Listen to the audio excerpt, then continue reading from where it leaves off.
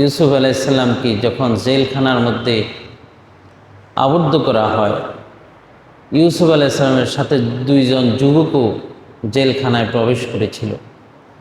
ওই দুইজন যুবক দুইজনে দুইটি স্বপ্ন দেখেছে।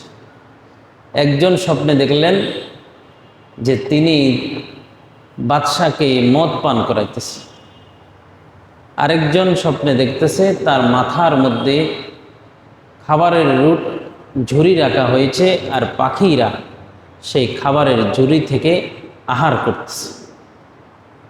দুইজনের স্বপ্ন ইউসুফ আলাইসাল্লামকে বললেন, আপনি আমাদের এই স্বপ্নের ব্যাখ্যা করে দেন। ইউসুফ আলাইসাল্লাম স্বপ্নের ব্যাখ্যা করার আগে সুবর্ণ সুযোগ মনে করে এই দুইজনকে দিনের দাওয়াত দিলেন। দিনের কি দিলেন? দাওয়াত দিলেন। দাওয়াত দেওয়ার পরে এবারে দুইজনের স্বপ্নের ব্যাখ্যা করতেছে। ব্যাখ্যাটা কি? আল্লাহ তাআলা কুরআনুল কারীমের মধ্যে বলতেছে, ইয়া সাহিবাইস সিজনি আম্মা আহাদুকুমা ফায়াসকি রাব্বাহু খামরা। ইয়া সাহিবাইস সিজিন, হে আমার জেলখানার সাথীরা, বন্ধুরা, হে আমার জেলখানার সাথী বন্ধুরা, আম্মা আহাদুকুমা ফায়াসকি রাব্বাহু খামরা, তোমাদের দুইজনের একজনে তোমাদের মনিবকে, বাদশাকে মদ পান করাইবা। তোমাদের একজনে কি করবা? বাদশাকে মদ পান করাইবা। বাদশা হয়তো একত্ববাদী খোদার বিশ্বাসী ছিল না, অথবা তার যে ধর্ম পালন করতো ওই ধর্মের মধ্যে মদ পান করাটা জায়েজ ছিল। তো স্বপ্নের ব্যাখ্যা হলো, তোমাদের দুইজনের একজনে বাদশাকে মদ পান করাইবা,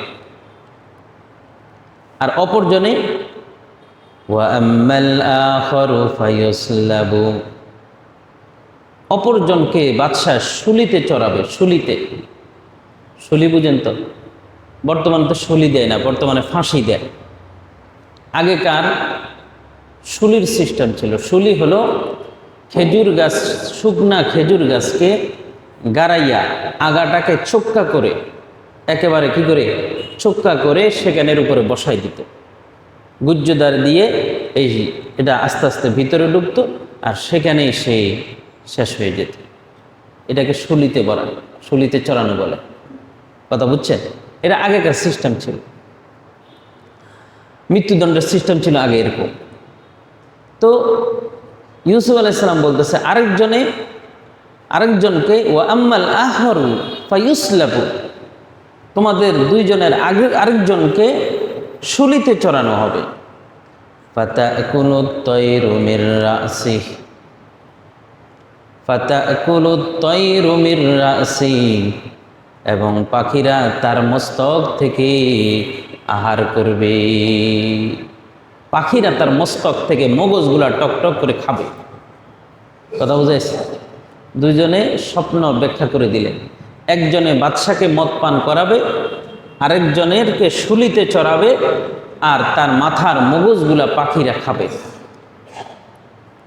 একজনের জন্য সুসংবাদ, আরেকজনের জন্য কি দুঃসংবাদ। এই দুইজনের মধ্যে থেকে একজন আগেও জেলখানায় আসার আগেও বাদশাকে মদ পান করাইতো, আরেকজনে বাদশার বাবুসি ছিল। কি ছিল? বাবুসি ছিল। এখানে কে বাদশাকে, এই জেলখানা থেকে মুক্তির পরে কে বাদশাকে মদ পান করাবেন আর কে শুলিতে চড়াবেন, এটা কিন্তু ইউসুফ আলাইহিস সালাম জানে। আল্লাহ তাআলা ওহীর মাধ্যমে ইউসুফ আলাইহিস সালামকে জানাই দিছে। কিন্তু ইউসুফ আলাইহিস সালাম দুইজনকে ক্লিয়ার করে বলেন নাই যে তুমি মদ পান করাইবা আর তোমার শুলিতে চড়াইবা, এটা ক্লিয়ার করে বলেন নাই। কেন বলেন নাই? মুফাসসিরিনে কেরাম বলেন, যদি বলে দিত যে তুমি মদ পান করাবে, তাহলে তো এই জেলখানার মধ্যে আত্মহারা হয়ে যেত খুশিতে। আর যারা বলতো যে শুলিতে, ও তো জেলখানায় মরে যেত গা, টেনশন করতে হতে, চিন্তা করতে করতে। এই জন্য ইউসুফ আলাইহিস সালাম নির্দিষ্ট করে বলেন নাই, বলছেন তোমাদের একজনে বাদশাকে মদ পান করাইবা, আরেকজনে শুলিতে চড়াবে। কথা বুঝে আসছে? দুইজনের স্বপ্নের ব্যাখ্যা দিয়ে দিলেন। আল্লাহু আকবার। এবারে এরা এই স্বপ্নের ব্যাখ্যা শুনে দুইজনে বলতেছে, না না না না না, দূর, আমরা কোনো স্বপ্নেই দেখি নাই। কি বলতেছে? যে আমরা কোনো স্বপ্নেই দেখি নাই, অস্বীকার করে বসলেন। যখন এই কথা বললেন তখন ইউসুফ আলাইহিস সালাম কি বলতেছে শুনেন। উদিয়াল আমরুল্লাযী ফীহি তাস্তাফতিয়ান, উদিয়াল আমরুল্লাযী ফীহি তাস্তাফতিয়ান, যা তোমরা জিজ্ঞাসা করেছ তার সিদ্ধান্ত চূড়ান্ত হয়ে গিয়েছে। ওই যে স্বপ্নে দেখো আর না দেখো, জিজ্ঞেস যা, আর আমি যেহেতু ব্যাখ্যা করছি, তোমরা হয়তো আমাকে সাধারণ ভাবছো, কিন্তু আমি তো আল্লাহ নবী। সুবহানাল্লাহ।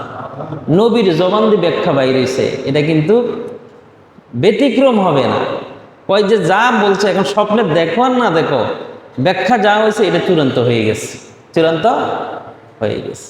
কথা বোঝা যাচ্ছে? এই জন্য স্বপ্নের ব্যাখ্যা যার তার কাছে বলা যাবে না, যার তার কাছে চাওয়া যাবে না।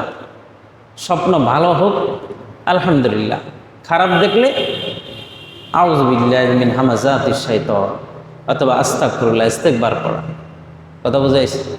ইতিপূর্বে একটা ঘটনা বলছিলাম যে স্বপ্নের ব্যাখ্যা যা করা হয় তা কিন্তু বাস্তব হয়ে যায়। একটা ঘটনা বলছিলাম, খেয়াল আছে আপনাদের? হ্যাঁ, খেয়াল আছে। ঘটনাটা বলছিলাম যে এক লোক স্বপ্নে দেখতেছে তার দুই পা দুই রাষ্ট্রের মধ্যে, দুই পা দুই রাষ্ট্রের মধ্যে।